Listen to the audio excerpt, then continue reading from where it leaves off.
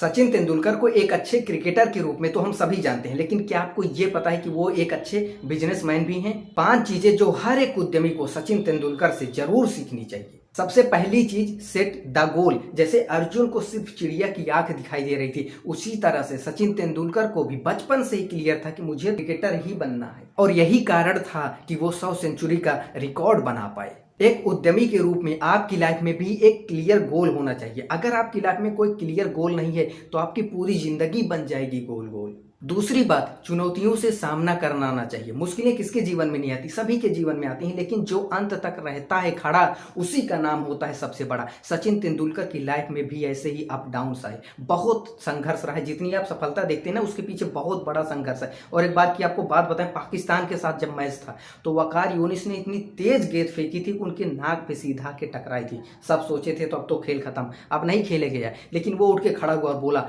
मैं खेलेगा, और उस मैच को ड्रॉ करवाया। एक उद्यमी के रूप में आपकी लाइफ में भी, आपके बिजनेस में बहुत सारी ऐसी चुनौतियों का सामना करना पड़ता होगा, लेकिन अगर आप उन चुनौतियों से डर के भाग गए तो कोई और आपके मैदान पे कब्जा कर लेगा। इसलिए आपको अपनी चुनौतियों से लड़ना खुद ही पड़ेगा। तीसरी चीज, कंफर्ट जोन को छोड़ना पड़ेगा। हर एक आदमी की लाइफ में उसका खुद का कुछ ना कुछ कंफर्ट जोन होता है। एक उद्यमी के रूप में आपका कंफर्ट जोन क्या है? धंधा ऐसे ही चलता है, कस्टमर आ ही नहीं रहे हैं, टेक्नोलॉजी हम जानते ही नहीं है, ये सब आपका कंफर्ट जोन है, बिलीफ है, इससे बाहर निकलिए। चौथी चीज, अपनी ताकत पहचाने। सचिन तेंदुलकर पहले एक बॉलर बनना चाहते थे, लेकिन फिर उनको बाद में समझ में आया कि मैं एक अच्छा बैट्समैन बन सकता हूँ, एक बैट्समैन के रूप में मैं ज्यादा बेहतर खेल सकता हूँ, तो उन्होंने उस पर काम किया, उसके लिए प्रैक्टिस की। एक उद्यमी के रूप में आप भी अपनी ताकत पहचानिए, आप भी अपनी यूएसपी पहचानिए और उसको अपनी पहचान बनाइए। एक यूएसपी अगर आपने अपने बिजनेस में बना ली तो उसी की वजह से सारे के सारे प्रोडक्ट अपने आप बिकेंगे, आपको बेचना नहीं पड़ेगा। लेकिन अगर आपकी कोई यूएसपी नहीं है तो आप भी एवरेज ही रह जाएंगे।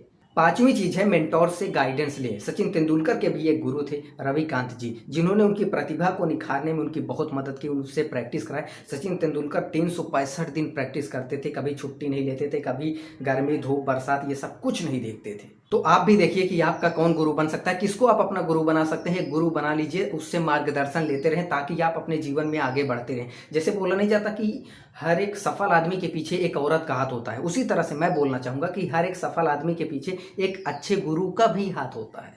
ऐसी ही और वीडियो चाहिए ना, सब्सक्राइब कीजिए।